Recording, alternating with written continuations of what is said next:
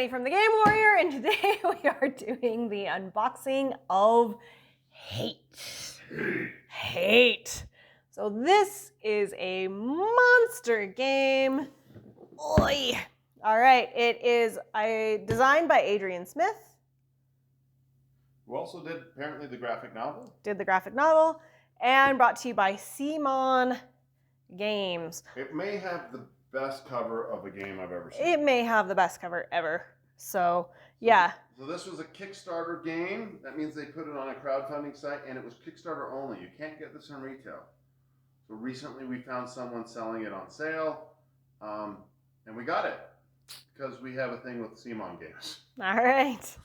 All right, so big game, obviously, gigantic game. So let's get started. All right, so like Jason mentioned, the cover is already formidable. And like a lot of CMON games, you gotta work to actually get the box open. We recently did an unboxing of Merchants of the Dark Cove, and they put these beautiful little... They put little tabs. Little tabs. Little notches. And it makes all the difference in the world. All future game designers. So ladies and gents, this is why we work on our fitness. This is why we go running. This is why we do kettlebells, so that we can do these unboxings. The Game Warrior has a theory. It's not a theory, it's a theme. It's called A Healthy Gamer is a Happy Gamer. That's right. So we really encourage fitness and gaming. And gaming. Oh my gosh. All right. This game looks huge. Okay, this is a beast. This is a beast already. So what it looks like we have here, we have some cards. It looks like kind of a track. Feats of savagery. I like that. Feats of savagery that you're following. Oh my. Okay. So these are all the same. So it's a kind of a booklet, it looks like, that you can use during the course of your... And that's Ragpaw. Ragpaw. Well, fittingly enough, Ragpaw, Kitty of... Wait. Duchess of Kittybrook. So she kind of fits into the Viking theme here. So of course she would show up. Anyhow, so it looks like we have kind of a booklet where you can perhaps mark your progress. Again, we haven't played this yet. We're not entirely sure.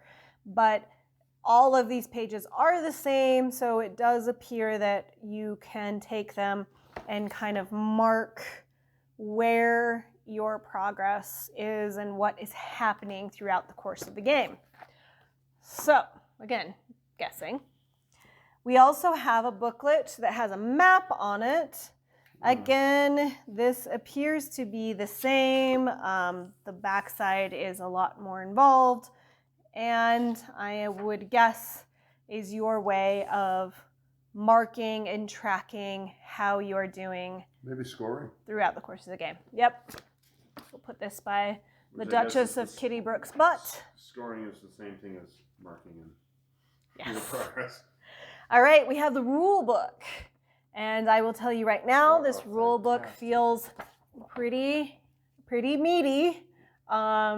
So I don't know why I like to flip from back to front, but I want to know how the battle ends. I want to know how it all ends. But it seems pretty well laid out. So you've got a nice table of contents, you've got your components and how they all... Wow, there's a lot of basically miniatures. Everything that's involved. This term, folks, the Chronicles of Hate. There you go. So, I mean, CMON Games seems to usually be very good at laying out in a very organized structure, even very complex rules. So I would not be surprised that this rule book is, even if it is a big game, which it appears to be a big game, it seems like you can probably really rely on the rule book to get you through. All right. Keep getting distracted by Raphaël. Who wouldn't? Okay. And then we have these scenarios. Yeah, so we have the burning hill. Well, we have the burning hill. We have the pillars of rot. So yeah, perhaps scenarios, forsaken woods. So it seems like there's a number of different scenarios you can do. It has different icons on the map. So perhaps this relates to kind of some maps and some things that you can do throughout. Flip it over and see what's on the other side. That's burn the witch. So that's the outer pillars of rot, burn the witch. It's interesting. I wonder why there's two of each one. We'll have to find that out as we play. So burning the hill, king of the hill, the burning of the hill, and the king of the hill. So yeah, that's a good question. I suppose we will find out. So, and they definitely they seem to get much bigger and much more complex the further you go down. Awesome. Oh all right. Gosh, this is a lot of stuff. So it looks like, if you look at these look to be similar to the tiles that you see on these maps. And then it would appear that you have different tiles to lay perhaps on top of your mat. Yeah. We have dice. So a bunch of cardboard punch outs here for your mat. Flip it over, see what's in this. Oh, it's just black. Okay. So, all right, we have. Everybody knows what's in this box. We have some black dice. We have some green hands, some severed hands. Wow. We have severed hands going on. All right, we have, these are, I don't know if they're all mercenary cards, those say mercenary. So we have painting with blood. So it looks to be some actions. So this one, for example, after you KO a prince or mercenary, gain 2, whatever that symbol is. Are you watching this? Yeah, she's just loving this. She's loving this because she is Ragpaw, Duchess of Kittybrook. Cat. And then you have a number of other cards. So you have the prince. You have the tyrant on this side. So I'm guessing there's a number of different characters within this deck. Oh, look, it comes with sleeves. It comes with sleeves. Yeah, because it was only a Kickstarter version, so it came with all the good stuff. And you have skulls on spikes.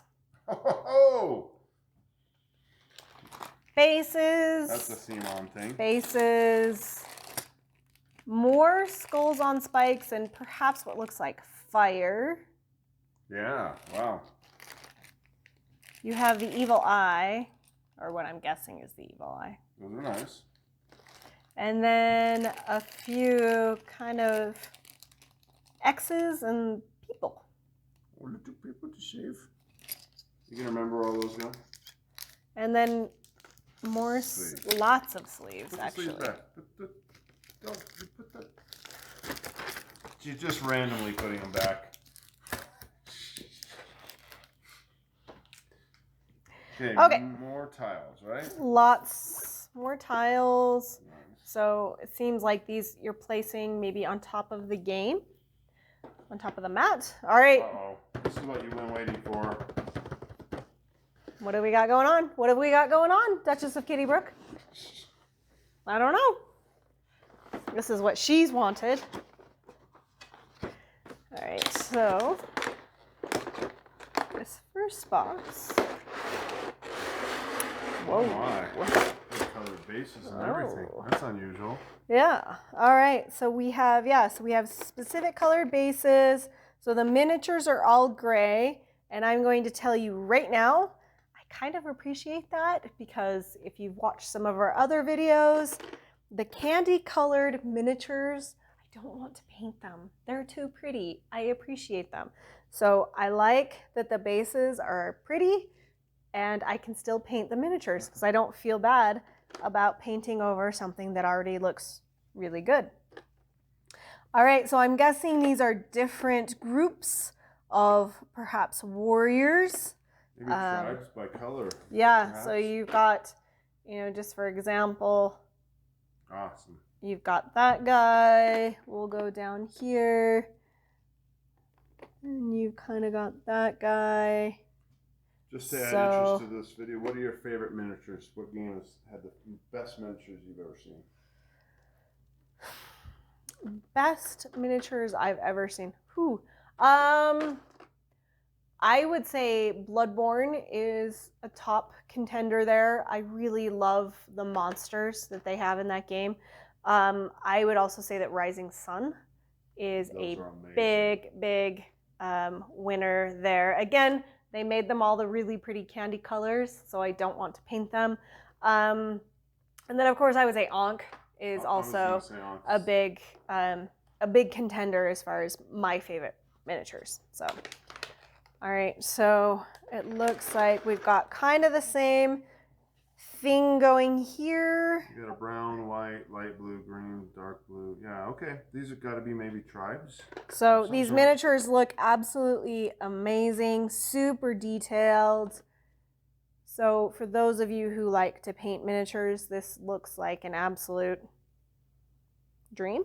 Yeah. So those look very, very cool. We have another box. We have another box.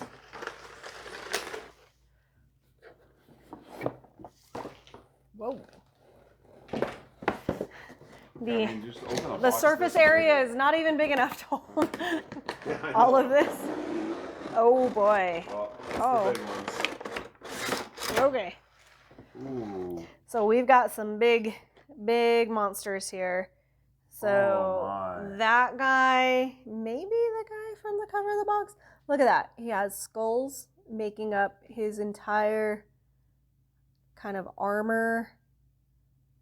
That's pretty incredible. This is what CMON specializes in, is on these. I mean, not only the beautiful small ones, but these big, beautiful, detailed.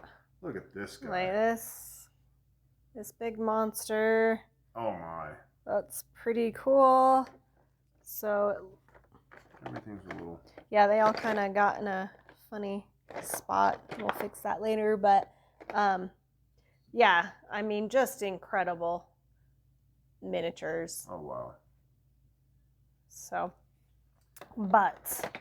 Okay, so we're at that stage, Jenny, with Ragpaw. With Ragpaw. What are your first impressions of just opening this? First impressions, this looks incredible. Of course, keeping with CMON games, it has insane miniatures and components. I'm honestly starting to feel a little overwhelmed just even unboxing this thing. Mm-hmm. So, again, I think CMON does a good job wherever the rule book went in this pile. I think they do a pretty good job of laying things out and making it pretty clear how to play their games. So I am super excited to play these games. I am super excited to paint these miniatures.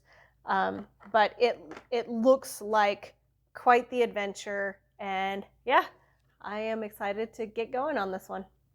All right. Well, this is Jason from the Game Warrior. And this is Jenny.